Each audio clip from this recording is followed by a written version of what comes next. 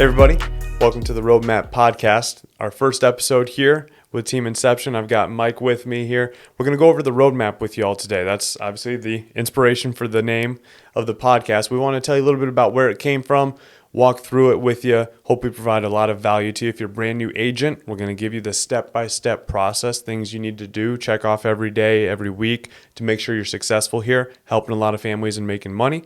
And we'll show how you can relate it to the day-to-day business. Share a few examples along the way, things that we've learned in the business, most of them the hard way, the long way, and hopefully be a help and a blessing to y'all. Mike, where did the roadmap come from? Yeah, so right after we had kind of merged, right, there was a little bit of confusion. We were talking back and forth, like how do we get an agent up and going really quick? And everyone had always talked about just plug into the system, right? It was a big common thing. Everyone was saying plug into the system. We're like, all right, great. Let's plug into the system. What's the system, right? So we wanted to further define it so there's no confusion on what it takes for an agent to come in, plug in really quick, and to get going. So that's kind of where, through that, we wanted to make sure, again, there was no confusion for a new agent on what it's going to take to be successful here. So if they do, we sat down for, I'd say probably a couple of days, over the course of a couple of days to kind of break this thing down into 6 easy steps, so a new agent coming on can know exactly what it's gonna take to be successful here. So 100%. You want to kick us off with number one? Yeah, number one, this is something that is consistently work hard, right? So right from the get go, my thinking was I'm a hard worker, right? But consistently working hard is a little bit different. Yeah. Right, so I would be the first one in the office, last one to leave. But the problem is, I'd get into the office on my dial day. Right, I get into the office, and I would get in at 8 a.m., get my stuff set up, start talking, walking around, grab a cup of coffee, grab a snack. It's right, at the office. Exactly. Right, so then I'd kind of get in, and I would be tricking myself because I thought I was there early. Right, that I was working hard. But what was I doing with my time? Right, so again, I got to get in on when I first started. And I would do a lot of like walking around, and then I'd make a couple phone calls, and then next thing you know, it's time for the agency call, right? So I get on the agency call, and at that point, maybe I'd make 15, 20 dials, set 1 or 2 appointments. And then after the agency call, I see guys getting up going to lunch. So I followed them, right? Followed them to lunch, came back, made a few more dials, 4 or 5 o'clock, people were leaving for the day, and I had my 6, 7 appointments. So I was like, okay, well, I put in a full day's work. I thought I was working hard because I was putting in the hours, but I wasn't putting in the time to be successful here, right? So what changed for me is when I wasn't helping any families, right? Yeah. Obviously I had money, I had bills to pay. Yeah. So what changed is I'm like, okay, what am I doing with my time? So what that looked like was I got in at 7:30, right? So my first dial was ready to go 8 o'clock. And then I actually I moved my stuff over a couple more cubicles to make sure that I had no distractions. Because I was laser focused on what I needed to do, and that was make dials. Right? The only way I was going to get better, the only way I was going to help my family and help other families, right? So once I started to have that approach of switching my mindset to working hard and putting in the right amount of time and effort, that's when it started to really kind of take off for me. So I had to get over that way of just because you show up to work doesn't mean you're working hard in this business. And it doesn't pay the bills, right? Yeah. And you're not helping any families, right? You're doing them a disservice. So that's what was my mindset switch to consistently start working hard in the business. Makes sense. And then for those of you out there following along here with number one, the numbers behind it are very simple because I feel like with consistently working hard, most people feel like they're hard workers, like you were saying, but are they really putting in the work, right? That's the whole point of this first one. So if you're putting in the work, what you'll find is you're making 500 or more dials on a dial day, right? Obviously making 3 dials to every number because they asked for our help, and most people don't answer an unknown number. So that increases your chances of talking to people. Every time the phone rings, that's a dial. So 500 or more dials on a day. You need to shoot for 40 appointments in the week. Or you need to present 5 times each day. And I feel like if you focus on those things and doing one or a combination of those every day throughout a 6-day work week, that's where you can honestly say, I worked hard, as opposed to just showing up, being on the live dials, being in the office. This is how you actually put in the work. 100%. So that's number one. Love that. And I struggled with that when I was first starting too. I Yeah. think we all do. But once you realize what you can do here, it's a lot easier to put in that consistent hard work. Absolutely. So obviously the next one there that you guys need to be aware of, number two, is consistently buy leads. Again, another thing I messed up here. But the problem is when you're brand new in this business, you have no money, you have no clients to talk to. Yeah. So that goes nowhere real fast. So number two, the way to follow the roadmap and achieve number two, check it off your list, is to make sure that you always have enough leads to be able to accomplish the first one. They go hand in hand. That's why they look so similar. So if you consistently buy leads, that means that you're working hard every day, but you don't want to have to call the same number 27 times every day. Like that's not not 100%. going to get you anywhere fast. So you need to make sure that you're buying enough leads to be able to work hard. So they go hand in hand, and you're going to want to work with a mentor, work with one of us to make sure that what your leads look like will help you achieve both of those first ones. So 500 dials a day, 40 appointments for the week, or 5 presentations a day. You need to have enough leads to be able to achieve that. That's consistently buy leads. And you can't be scared about reinvesting because we all suck when we start. You did, I did. Like that's just how it goes. You're only going to get better by putting in the work. So don't be afraid to reinvest into leads, even if it's not going like you want it to. You know, how silly would it be for a new business to stop marketing after week 1 because opening day didn't go like they wanted it to? Like, Yeah. you know, you gotta keep putting your name out there if you want people coming in the door. Same thing here. So don't be afraid to continue to invest into leads. That's the first 1 and 2. This is one of my favorites here, number 3, Mike. Yeah, so just to touch on another point real quick, what helped me with buying leads is when I start having them like auto deducted. Yeah. Every week it would just automatically come out, and that allowed me to not have to have that mental like, oh man, do I have should I buy more leads Yeah. this week, right? It was automatically charged, so it forced me to do number 2 and or number 1 and consistently work hard. Yeah. So that's another little tip for you guys is to if you can have them auto taken out every single week, so you got to think about buying leads, That's and huge. it'll force you to go to work. So yeah, number 3 is reach out daily. This is one I struggled with. I pretty early on I worked a ton of hours. I put a lot of time in. I bought leads consistently. There was no confusion on that. Number 3 is something I really struggled with, and that was with reaching out. Right, so I just thought if I just put in, I came from a sales background, so I just figured if I put in a ton of hours and I bought a lot of leads, I'd figure it out, which I did to a certain degree. But I needed that extra level of knowledge. My work ethic was here, but my knowledge was here. So it was a really big gap between those two. So I started to really struggle in the business because I wasn't really saying the right things to the client. I struggled with some of the products, right? We have our weekly agency calls. I stopped getting on those because I'm like, I just got to work. The problem is my knowledge stayed down here. I was never growing, right? Maybe I'd watch a YouTube video here or there. So what happened was I kind of hit a wall in the business with my writing. And so I just figured, okay, I got to reach out more, right? These other guys are killing it. They're no different than I am. I just have to figure out what they're doing. And that's how it started me reaching out to some of the top producers, started plugging in more. So as a new agent, the only way you're going to get better in this business really, really fast, the cheat code in this business is reaching out daily. Yeah. Our agents that come in and that plug in and that are constantly reaching out to us are the ones that grow the fastest. There's no confusion about that. It's not even close. Yeah. So again, we're just 2.5 years you are ahead of a lot of new agents coming in the business. So if you want to come into the business and have a fire start, reach out daily. We're just again a little bit further than you in the business or your mentor is, and so if you reach out to them that much more, it's going to allow you to get going that much faster. And again, part of what getting the roadmap together, we had made so many different mistakes in the business, and with a new agent, they shouldn't make those same mistakes because as long as they're reaching out, we can help them. So reach out daily. The reason we're doing that is multiple times a day, not just once a day. You're reaching out before an appointment, during an appointment, after the appointment.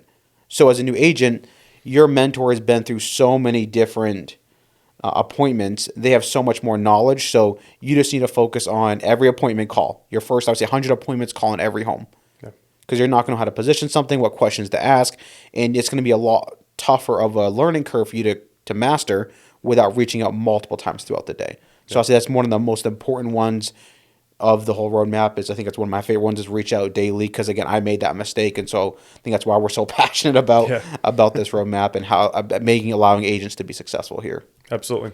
So if you're following along, number 3, reach out daily 3 times that you want to do that, first of all, it's a morning accountability call. I think it's so important that this is a call, not a text, Yeah. because it's going to allow your mentor to hear where you're at mentally for the day. It's hard to call someone while you're laying in bed and sound like you're awake and alert. Yeah. It's really difficult, right? So it helps you with accountability. It helps your mentor know, hey, are you in a mental state that's positive and is going to lead to success for the day? Because if you're all up in your head for the day, it's not leading anywhere successful, anywhere profitable for you or other families that you're trying to help. So that morning accountability call was really important. Plus, it can also help to make sure, hey, I'm planning on doing this for the day. Oh, whoa, no, that's not going to work. Like that's probably Yeah. not going to lead you to anything.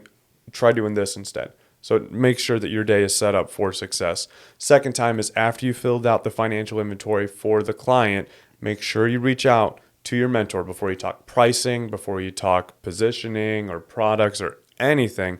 Make sure you reach out to your mentor for suggestions on what to show that client because you don't know what you're doing at that point. No one knows all the products ever, let alone at the beginning. Yeah. So you want to make sure you're setting yourself up to help that client in the best way possible. And then the third way you have to reach out is after every single appointment or presentation, regardless of how far you got. So if they no show you, call and figure out what you can do better to get more people to show up. If you present and don't close them, what went wrong? If you helped them, great, let's celebrate. Yeah. That's a win. That's why we're here. So regardless, those are the 3 times you need to reach out. So you'll notice if you're following along that this one actually kind of takes care of itself if you're working hard Exactly. and following that first one. So making sure you're reaching out every single day. The next one, we won't dive crazy deep into it. It can get pretty deep, but seeing this as a business, being organized, and knowing your numbers. So number 4 kind of splits into 3 separate ways there. So the first one, seeing this as a business, I struggled with this a ton when I started. I pictured what we do here more as Uber than as starting my own business. So the problem with that was that I thought if I just showed up, it would happen. It would work for me, and that just doesn't work here. You have to show up and put in the work and be in a good mental state and be doing all the things you need to do to be successful. I thought, I've done sales before. How hard can it be? Yeah. Right. And it's not complicated, but there's some stuff to it.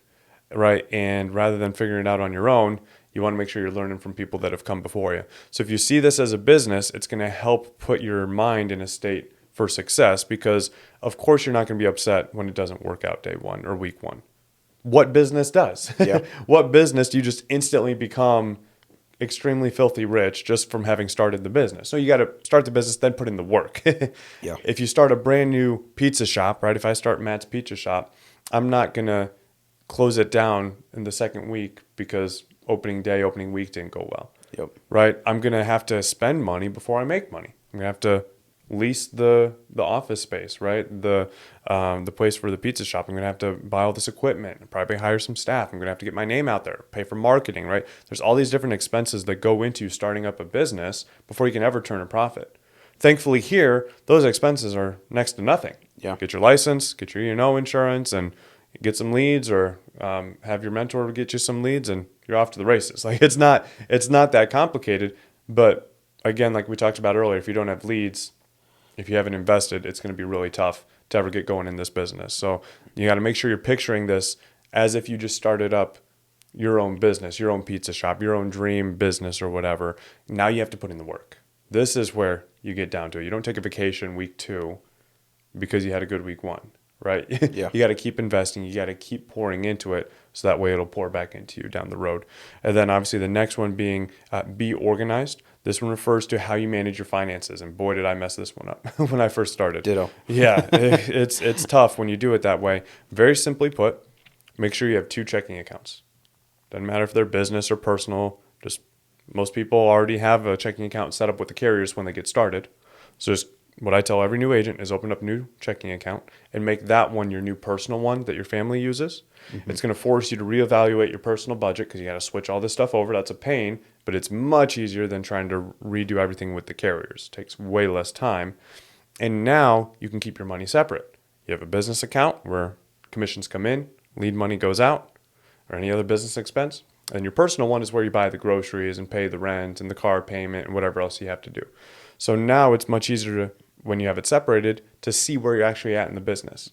how absurd would it be if that pizza shop, if I started a pizza shop and someone comes in and is like, hey, I love the pizza. How are you guys doing so far? We're a month in, and I'm like, I don't really know. I just paid the mortgage, and my wife, her car payment came out. So, I'll let you know in a couple months. I'm not really sure where we're at right now. Like, that sounds ridiculous. Like, Yeah. what do you mean? He didn't ask about my rent. He asked about how's the business doing, right? And it sounds absurd to even say that or hear that, but that's what agents do. That's what I did in the business. It's a lot more emotional for an agent when they don't structure it that way, where everything comes into one account and they don't know what's coming or going. Yep. Every lead purchase is, oh man, It's food off the table. It's food off the table. It's so much more stressful. Yeah. But 100% structure your business like that right from the get-go. Yeah. It's a big mistake a lot of agents make, or they go on vacation for a week, Yep. right? And the funds aren't there, right? So structure it that way. Pay yourself what you need to live off of, and then the rest of it throw back into the business or keep it in that business account. Make this a 100%. lot less emotional and allow you to focus on your business. So love Absolutely. that. Yeah. Absolutely.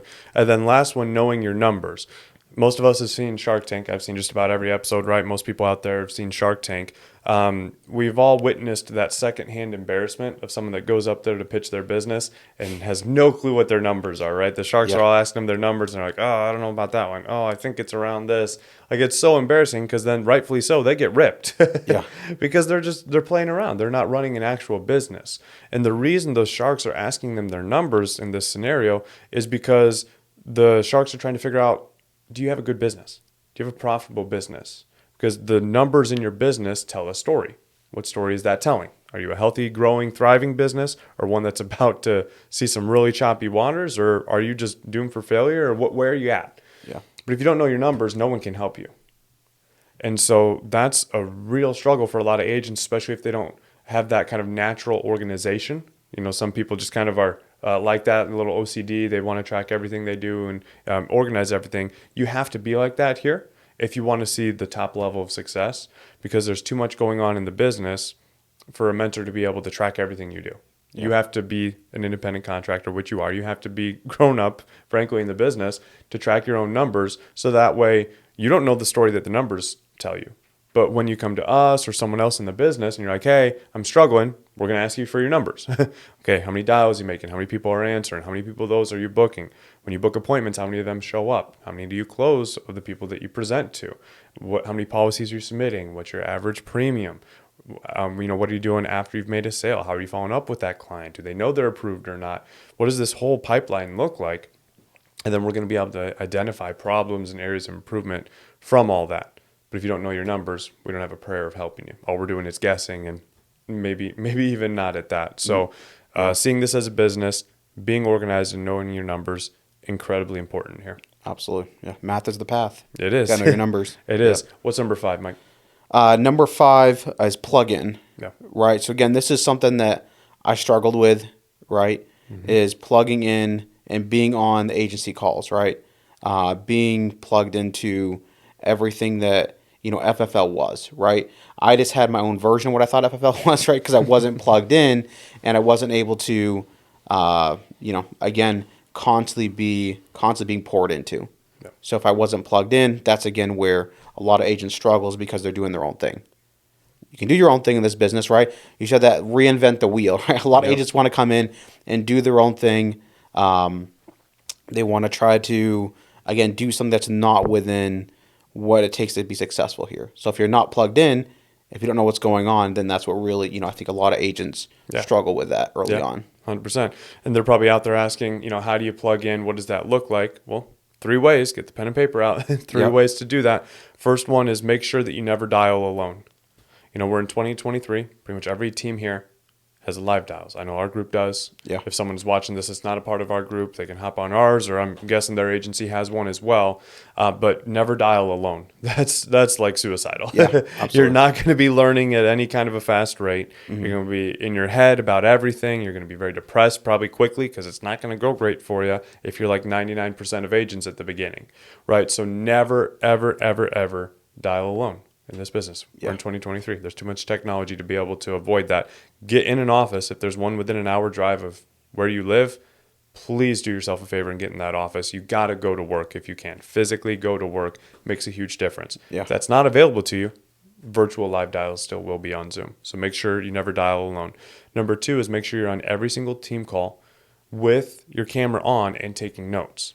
It's so easy to have a Zoom call playing in the background while you do other stuff. You're not getting anything out of that. 100%. Yeah. There is no chance that you take away anything from that to improve your business. But if your camera's on, that means you're going to be paying attention. You kind of have to be, or else it looks weird. And then take notes, because if you do that, you're going to get 8 live training calls a month that you're taking from with all kinds of different people, all kinds of different backgrounds and experiences, where you can learn and improve in the business. Yep. So you got to get serious about it. Beyond the training calls, camera on, taking notes. And then finally, the last way to plug in, there is so much. There's a plethora of training out there within FFL of top producers training, showing you what they've done, telling you their stories, and so many people that you can learn from. So you need to make sure that you are watching a dozen of those videos or podcasts a week. Sounds like a lot, and of course it is if you try to do it in one sitting. Yeah. But if you just focus on doing 2 a day, Monday through Saturday, there you are. Yeah. That's it. And it'll be so much knowledge that you'll find yourself saying things that surprise and shock and impress you. You're like, dang, that was good. Like, did I just come up with that? No, you didn't come up with that. You definitely stole it from someone. You just can't remember who, because you've been doing so much investing and training in the business. Remember, you just started your own business and you know nothing. We need to change that quickly. And the only way to do that, you talked about that knowledge gap, is to get that knowledge up. Yeah. So what I recommend and what I did is substitute any music or podcast or TV shows or movies for the first 30 to 60 days while you're trying to figure this thing out, and just study your craft. Get better at this thing, and then you can eventually do more of that. But that's so crucial for people to be able to pour in to themselves with all the training that's been recorded out there. So that's huge. Those are the 3 ways to plug in. Make sure you're doing every single one of them to successfully be a part of the culture. 100%. Yep. Love What it. about number 6, Mike? You want to close this out? Yeah, don't give yourself an out, right? That's so important in this business. I was at my former company for 13 years, and then getting into this, it was definitely when I got into it and realized what the potential of it was when I went full time, I quit my job, right? I didn't want to play around with it. I didn't want to give myself an out in the business, right? Because again, you have to make that decision day one. You can't make that a few weeks into the business. Oh, well, I'm not going to give myself an out, right? It's got to be day one in the business, especially when you're full time, that I wasn't looking for another option. I wasn't filling any other applications.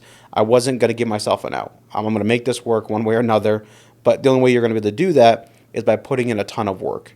If you're not willing to put in the ton of work, then that's when you start looking for an out in the business, right? When you're not consistently buying leads, when you're not consistently reaching out, right? Because then again, it's not sustainable, right? So right from the get-go, I had that for me, I had the mental, just again, like I was going to figure it out. So that was something that helped me kind of get going into the business. Was there was no plan B. Yeah.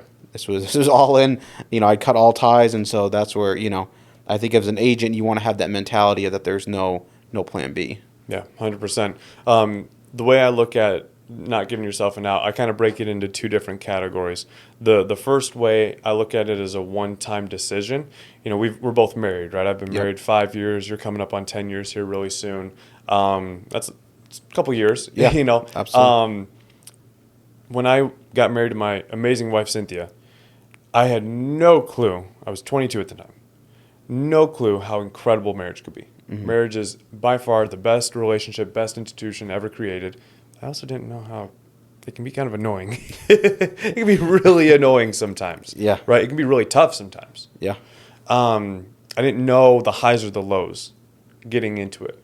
Right? But what I did is I said, till death do us part. I made a promise to Cynthia before God, before our family, before our friends, in front of that church. We said, till death do us part. Right? And so I decided that, hey, we're not signing prenups. Mm-hmm. We're not, I'm not texting someone on the side. I'm not like this. It's you. Yeah. It's you till death. And the fun times, those are fine. The honeymoon was great. Italy was an incredible time, right? But the tough times are tough. Yeah. And so if you've already kept a back door open, if you have that back door available to you, at some point you're going to take it.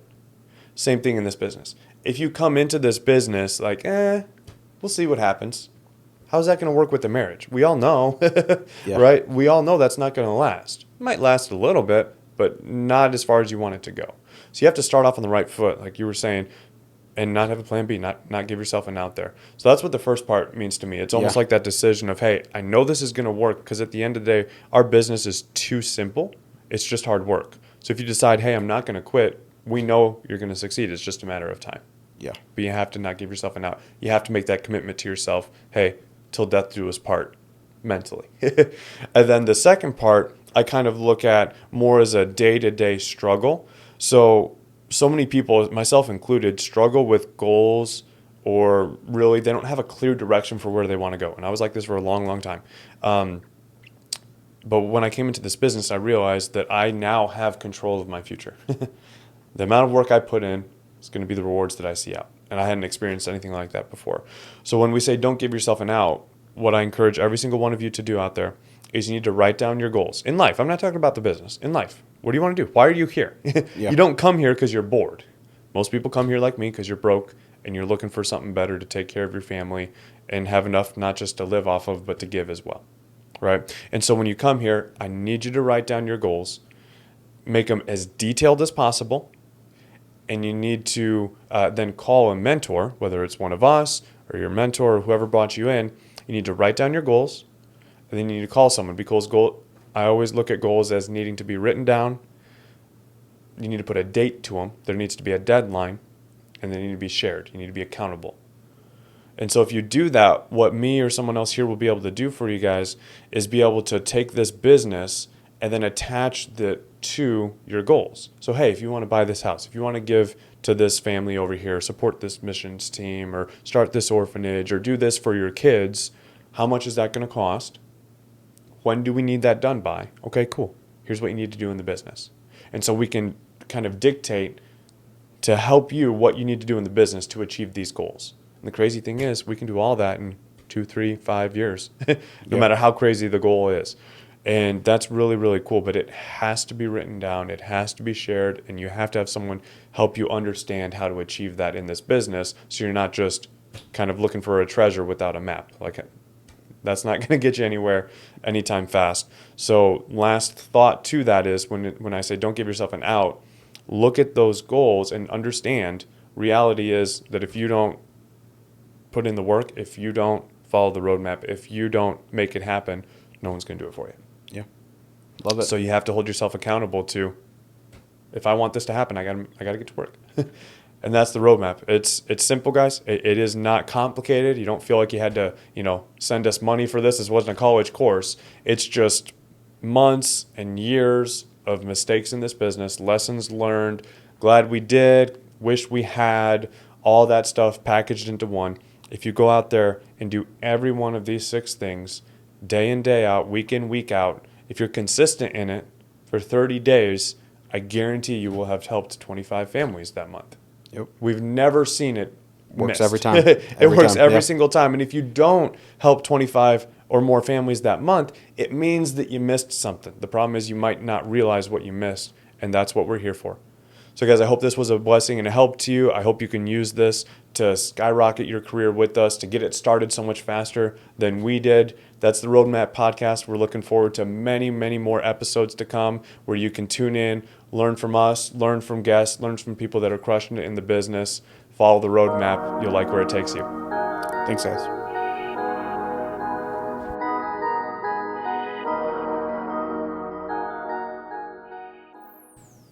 I hope our first episode was a true help to you guys. If you would like us to send you a copy of the roadmap, a little cheat sheet that you can save or print out, all you have to do is email what's on the screen right now, info@fflinception.com. Just ask for the roadmap. We'll make sure we get it right over to you. Look forward to connecting with you soon.